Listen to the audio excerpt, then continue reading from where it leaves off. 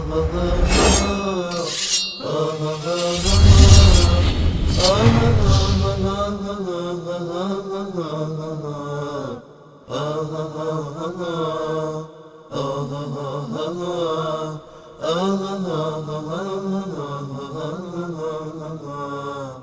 سلام علیکم، بفرمایید. الو سلام علیکم. علیکم السلام و رحمت الله. خسته نباشید آقای انصاری محترم. سلامت باشید. خودتون معرفی کنید، از کجا زنگ میزنید؟ خبات هستم، از مهاباد زنگ میزنم. از مهاباد، بفرمایید برادر عزیز. آقای انصاری شرمنده مزاحم شدم. اولا ممنونم از برنامه خوبتون. دوم اینکه در منطقه ما این مجالس فاتحه خوانی و اینا خیلی زیاده. الان میخواستم یعنی ازتون ممنون میشم که یه صحبتی در این مورد بکنید که آیا فاتحه به فاتحه خوندن مثلا به مرده میرسه ثوابش، یا مثلا از نظر امام شافعی مغرب شافعی مثلا هستیم. بعدا چون در منزلم جا نمیشه به خاطر این تسلیت گویی مثلا میریم مسجد، اونجا مثلا فاتحه میخونن، اغلب ملاهای ما اینجا فاتحه میخونن و جماعتم به تقلید از اون. حالا درست این کار بدعت؟ ممنون میشم یه چند دقیقه و این موضوع اگه صحبت داشته باشی خیلی ممنون میشم جناب آقای انصاری محترم. باشه، چشم. تشکر از شما. امری باشه. زنده باشید. خدا نگهدارتون. ببینید، قرآن کریم کتابی است که برای زنده ها فرستاده شده، نه برای مرده ها.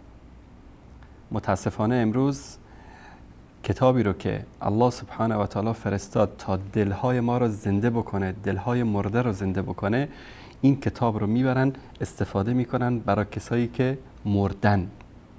هیچ نفع و ضرری هم برای اونها نمیرسانه. رسول اکرم صلی الله علیه و آله و سلم در حدیث صحیح میفرمایند که اذا مات ابن آدم انقطع عمله. اگر که ابن آدم فوت کرد، فرزند آدم، هر انسانی، عملش از او قطع میشه، الا من ثلاث، الا از 3 چیز. ولد صالح یدعو له، فرزند نیکویی که براش چیکار بکنه؟ دعا بکنه. یا علمی که علم نافعی که مردم از اونها استفاده بکنن. یا صدقه جاریه، مسجد ساخته باشه، پل ساخته باشه، مثلا یخچال آب سرد برای نوشیدن مردم ساخته باشه، یا راه درست کرده باشه، دارالایتام درست کرده باشه، مدرسه درست کرده باشه، مراکز تحفیظ قرآن درست کرده باشه.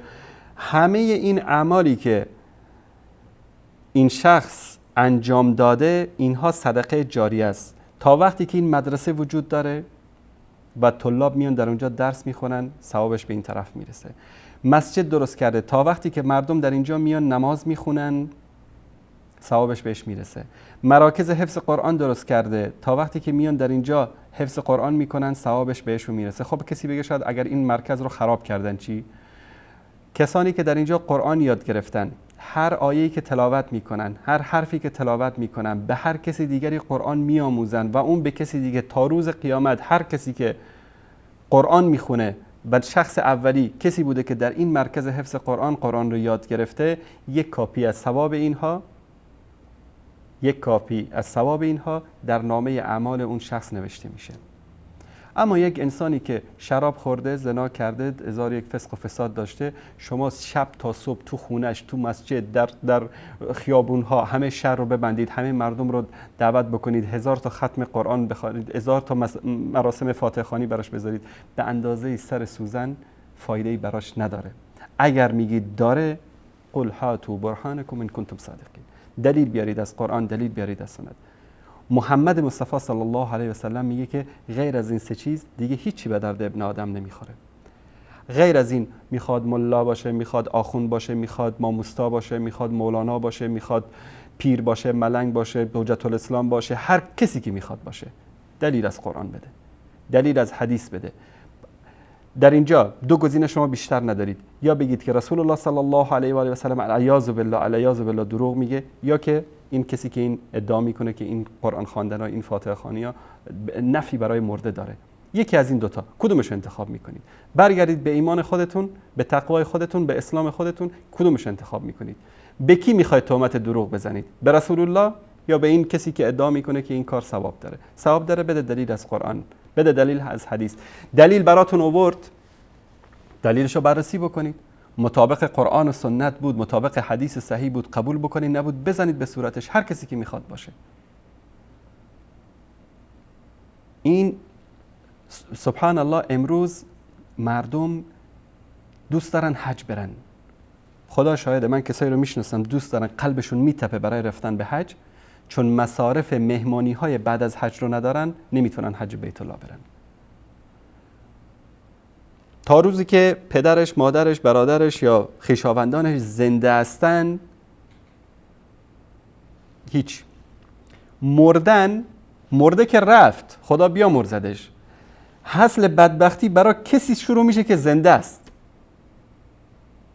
از برای خدا پیامبر این کارو نکرده، ابوبکر این کارو نکرده، عمر این کارو نکرده، عثمان این کارو نکرده، علی این کارو نکرده. شما از کجا آوردید؟ طرف که پدرش میمیره یا یکی از بستگانش میمیره، یکی از اعضای خانوادهش میمیره، اصلا اون مرده که رفت، این بیچاره 1000 مرتبه میمیره. این روز اول، روز دوم، روز سوم، روز هفتم، روز چهلم، روز سیوم، روز بیستم، سال دومش، هر سال. کی گفته اینو؟ در کجا اومده این؟ اگر همه کره زمین رو شما بگیرید خیرات و صدقه بدید برای کسی که عملی که خودش در دنیا انجام داده به دادش نرسه، اونو نجات نده، نمیتونه نجات بده. تنها فرزند صالح، علمی که از اون مردم استفاده بکنن، کسی کتابی نوشته، مردم کتابشو میخونن، از کتابش استفاده میکنن، این صدقه جاریه است. علمی که مردم از علمش استفاده میکنن. فرزند صالح قرآن بخونه، ثوابشو ببخشه به پدر و مادرش، دعا بکنه براشون، صدقه بده براشون، صله رحم. شما دوستان پدرتون رو که با پدرتون با مادرتون به اصطلاح دوستای اونا بودن، به اونها بعد از وفات پدر و مادرتون نیکی بکنید، براشون صدقه بدید، براشون وقف بکنید، براشون مسجد بسازید، ثوابشو به اونا ببخشید. در دعا بهترین صلاحی که مؤمن داره. اما این مسائلی که متاسفانه امروز در مراسم فاتحه خوانی رخ میده، نه تنها در کردستان، در خیلی از شهرها و کشورها متاسفانه ربطی به اسلام نداره، بلکه این بدعت هایی است که از دیگر ادیان متاسفانه وارد اسلام شده.